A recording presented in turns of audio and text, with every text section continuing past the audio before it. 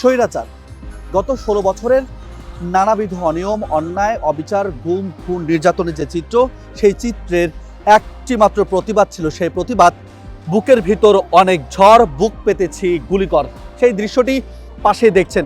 ঠিক এমন নানাবিধ স্লোগানের মধ্য দিয়ে জুলাই চত্বরে আপনাদের স্বাগত জানাচ্ছি।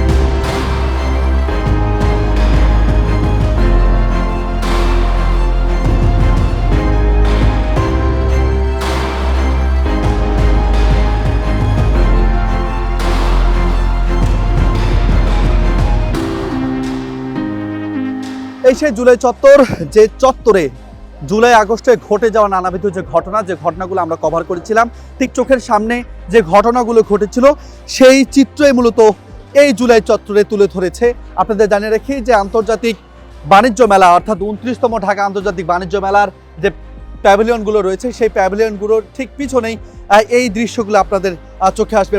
জুলাই যে চত্বর অর্থাৎ ৩৬ চত্বর, সেই চত্বরে প্রবেশ করলেই মূলত এখানে নানাবিধ যে স্লোগানগুলো সেগুলো দেখবেন। বিশেষ করে অধিকার আদায়ের বিরুদ্ধে আমরা একসাথে সহ নানাবিধ যে স্লোগান সেগুলো কিন্তু দেখবেন। অর্থাৎ প্রতিটি স্লোগানের যে অর্থ, অর্থাৎ এই জুলাই আন্দোলনের পর, জুলাই আগস্ট আন্দোলনের পর এই চিত্রগুলোই কিন্তু আসলে জায়গা করে নিয়েছিল মানুষের হৃদয়ে এইসব ধারণ করার পরে কিন্তু দেখছেন যে পরিস্থিতিগুলো সৃষ্টি হয়েছিল। পুরো জুলাই জুড়ে যে আন্দোলনগুলো হয়েছে সেই আন্দোলনের ভাষাগুলো কিন্তু এখানে তুলে ধরা হয়েছে।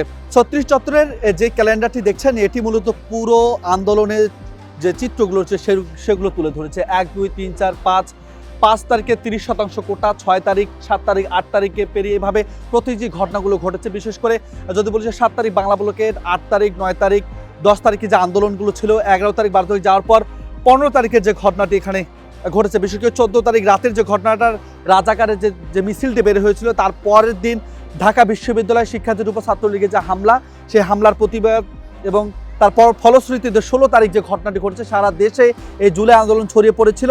সে রংপুরে আবু সাইদের যে প্রসারিত ২ হাত, সেই ২ হাতের চিত্র ৩৬ তারিখে তুলে ধরা হয়েছে।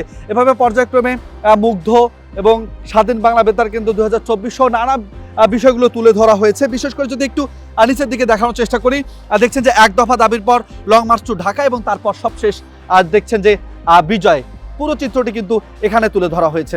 ৩৬ জুলাইয়ের যে গল্পের কথা বলছি, যে গল্প জুড়ে নতুন বাংলাদেশের উদয় হয়েছে, যে গল্প জুড়ে নতুন বাংলাদেশকে তুলে ধরা হয়েছে, সেই বাংলাদেশের যে খণ্ডচিত্র, অর্থাৎ পুরো জুলাই আন্দোলনের যে গণ অভ্যুত্থান হয়েছে, সেই গণ অভ্যুত্থানের যে চিত্রগুলো হচ্ছে সেগুলো কিন্তু এখানে তুলে ধরা হয়েছে। এই মুহূর্তে যেটি দেখছেন, এটি মূলত গণভবনের দৃশ্য। ৩৬ জুলাই অর্থাৎ ৫ আগস্ট এই চিত্রটি মূলত ছিল গণভবনে, যে চিত্রটি মূলত এই মুহূর্তে দেখছেন এখানে। ২৮ জুলাইয়ের কথা মনে হচ্ছে নিশ্চয়ই, যে ২৮ জুলাই হাসনাত আবদুল্লাহ, নাহিদ আসিফ সহ যারা ছিলেন, এই কোটা সংস্কার আন্দোলনের মুখ্য সমন্বয়ক যারা ছিলেন, প্রধান সমন্বয়ক, তাদেরকে ডিবি হেফাজত থেকে তাদের যে আন্দোলন সে প্রত্যাহারের ঘোষণা দেওয়া হয়, সেই চিত্রটি কিন্তু এখানে তুলে ধরা হয়েছে। আপনারা দেখছেন যে এই ঘটনার প্রেক্ষিতে এখানে মাহিম, হান্নান সহ যারা আসলে সেই সময় রেড ব্লকের যে কর্মসূচি দিয়েছিল অনলাইনে, সেই কর্মসূচি, অন্যান্য যে কর্মসূচি এবং একই সঙ্গে গ্রেপ্তার, শিক্ষার্থী গ্রেপ্তার, অন্যান্য গ্রেপ্তার, সমস্ত কিছু কিন্তু তুলে ধরা হয়েছে। অর্থাৎ জুলাই আন্দোলনের কোনো চিত্রই কিন্তু এখানে আসলে বাদ যায়নি, প্রতিটা চিত্রই তুলে ধরা হয়েছে। এই সাইডে যদি দেখাই, বুক পেতেছি গুলিকর যে স্লোগান, ১৮ জুলাই, ১৬ জুলাই, ১২ জুলাই, ৬ জুলাই, এভাবে কিন্তু প্রতিটি ঘটনা এখানে তুলে ধরা হয়েছে। অর্থাৎ জুলাই আন্দোলনের প্রেক্ষাপটগুলো ছিল যেগুলো আসলে আমরা কভার করেছি, চোখের সামনে দেখেছি, চোখের সামনে থেকে দেখেছিলাম, সেই দৃশ্যগুলো আবারও একবার কিন্তু এখানে দেখছি। আর শাহবাগের চিত্র যদি আপনাদের দেখায়, দেখছেন যে শাহবাগের চিত্র